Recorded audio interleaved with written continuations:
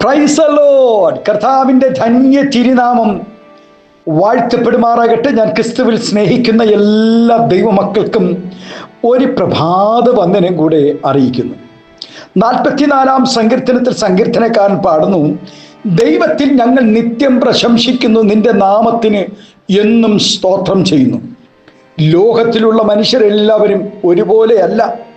ഓരോരുത്തർക്കും മറ്റുള്ളവരിൽ നിന്ന് വ്യത്യസ്തമായ പല കഴിവുകളും ഉണ്ടായിരിക്കും എന്നതിന് സംശയമില്ല.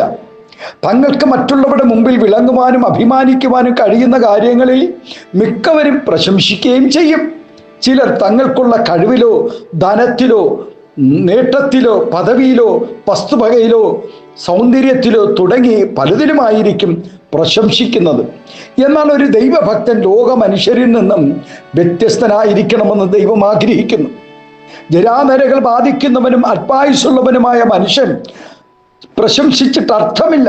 എന്നാൽ നമ്മുടെ പ്രശംസ ദൈവത്തിലും ദൈവിക വിഷയങ്ങളിലും ആയിരിക്കണം.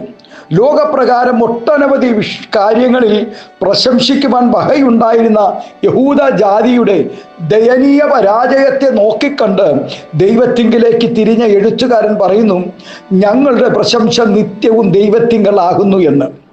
നശിച്ചു പോകുന്ന ഈ ലോകത്തിലെ ഏതൊരു പ്രതാപത്തിലും ഒരു ദൈവഭക്തൻ പ്രശംസിക്കരുത്. മനുഷ്യർ ഏറ്റവും കൂടുതൽ പ്രശംസിക്കുന്ന 3 പ്രധാന വിഷയങ്ങളാണ് ഇരമ്യാവിൽ കൂടെ ദൈവം വെളിപ്പെടുത്തുന്നത്. 1 ജ്ഞാനം, 2 ബലം, 3 ധനം എന്നീ 3 വിഷയങ്ങളും പ്രശംസയ്ക്ക് യോഗ്യമല്ല. കാരണം അവ 3ഉം നശിക്കുന്നതാണ്. എത്ര ശക്തനായ മനുഷ്യനായാലും മനുഷ്യൻ അല്പായുസുള്ളവനാകയാൽ അവൻ്റെ കായിക ശക്തി കുറയും എന്നതിന് സംശയമില്ല. യൗവനം വേഗം തീരുകയും മനുഷ്യൻ ബലഹീനനായി തീരുകയും ചെയ്യും. ഇവിടെ ബലത്തിൽ പ്രശംസിക്കരുതെന്ന് പറയുന്നതിൽ ബലം കൊണ്ട് നേടിയതിൽ പ്രശംസിക്കരുത് എന്നാണ്. എൻ്റെ ശക്തിയും എൻ്റെ കൈയുടെ ബലവും ഈ സമ്പത്തുണ്ടാക്കിയെന്ന് നിന്റെ ഹൃദയത്തിൽ പറയാതിരിപ്പാനും സൂക്ഷിച്ചു കൊള്ളണമെന്ന് ആവർത്തന പുസ്തകത്തിൽ യഹോവ തൻ്റെ ജനത്തിന് മുന്നറിയിപ്പ് നൽകുന്നു. 33 വയസ്സിനുള്ളിൽ ലോകം മുഴുവനും വെട്ടിപ്പിടിച്ച അലക്സാണ്ടർ ചക്രവർത്തി തൻ്റെ ബലത്തിലും കഴിവിലും അതിരറ്റ് പ്രശംസിച്ചിരുന്നു. ഇനി എനിക്ക് പിടിച്ചടക്കുവാൻ ലോകത്ത് സ്ഥലമില്ലല്ലോ എന്ന് അഹങ്കരിച്ച് പറഞ്ഞിരുന്നു എന്നും പറയപ്പെടുന്നു. ധനമെല്ലാറ്റിനും ഒരു പരിഹാരമാകുന്നില്ല.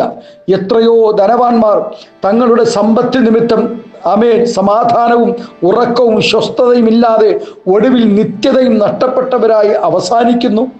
ആകയാൽ ധനത്തിൽ പ്രശംസിക്കരുത്. പ്രശംസിക്കുന്നത് അർത്ഥം ശൂന്യമാണ്. ധനവാന്റെ തകർച്ചയെക്കുറിച്ചും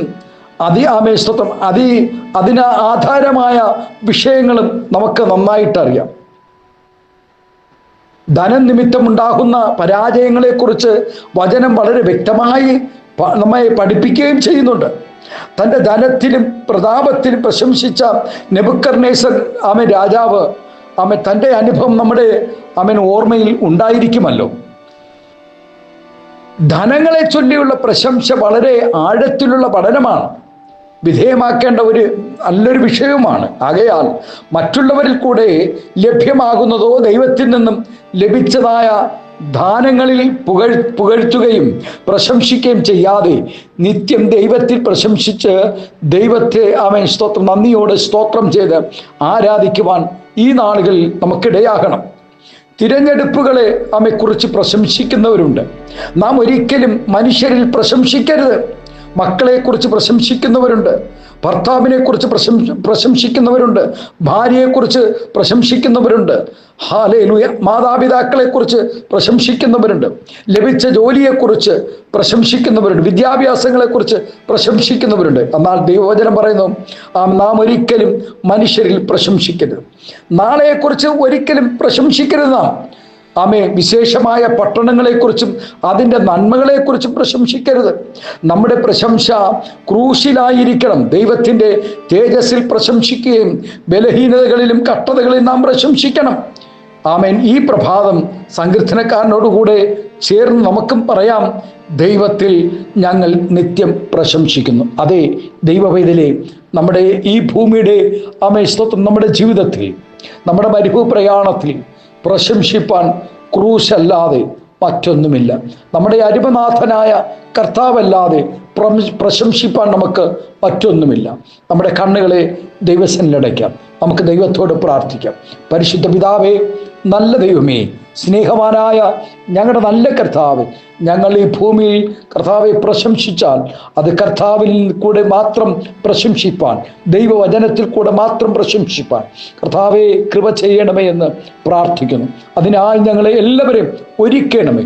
ഞങ്ങളൊന്നിലും ഈ ഭൂമിയിൽ കർത്താവ് ഞങ്ങൾ കാണുന്നതും അനുഭവിക്കുന്നതും ഒന്നിലും പ്രശംസിപ്പാനിട വരാതെ ആമേൻ, നിത്യം ഞങ്ങൾ ദൈവത്തിൽ പ്രശംസിപ്പാൻ, ദൈവത്തിൽ സ്തോത്രം ചെയ്യുവാൻ പരിശുദ്ധാത്മാവെ ഞങ്ങളെ ബലപ്പെടുത്തണമേ എന്ന് പ്രാർത്ഥിക്കുന്നു. ഈ പ്രഭാതം ഈ ശബ്ദം ശ്രവിക്കുന്ന ലോകമെമ്പാടുമായിരുന്നു കൊണ്ട് കർത്താവെ ഈ വചന ശുശ്രൂഷയിൽ പങ്കാളികളായിരുന്ന എല്ലാ കർത്താവിൻ്റെ ദാസിദാസന്മാരെ ഓർത്ത് ഞങ്ങൾ നന്ദി നിറഞ്ഞ ഹൃദയത്തോടെ സ്തോത്രം ചെയ്യുന്നു. നാഥ, ഈ പ്രഭാതം എല്ലാവരും ഓർത്ത് നന്ദി പറയുകയാണ്. എല്ലാവരെയും അനുഗ്രഹിച്ച് പ്രാർത്ഥിക്കുന്നു. ആത്മീയമായ ഭൗതികമായ എല്ലാ നന്മകളും അനുഗ്രഹങ്ങളും തൻ്റെ കുഞ്ഞുങ്ങൾക്കായി പകരണമേ എന്ന് പ്രാർത്ഥിക്കുന്നു. സമാധാനവും ആരോഗ്യവും ദീർഘായുസ് നൽകണമേ എന്ന് പ്രാർത്ഥിക്കുന്നു.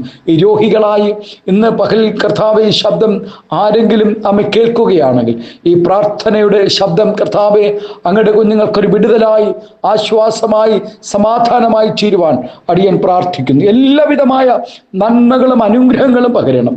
സ്വർഗം ആമേ തൻ്റെ കുഞ്ഞുങ്ങളെ വിടുവിച്ചതിനായി സ്തോത്രം. മഹത്വമെടുക്കും യേശുവിൻ്റെ നാമത്തിൽ. കൃപയോടെ പ്രാർത്ഥന കേൾക്കണമേ സ്വർഗീയ നല്ല പിതാവേ.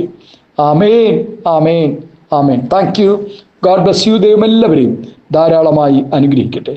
Thank you.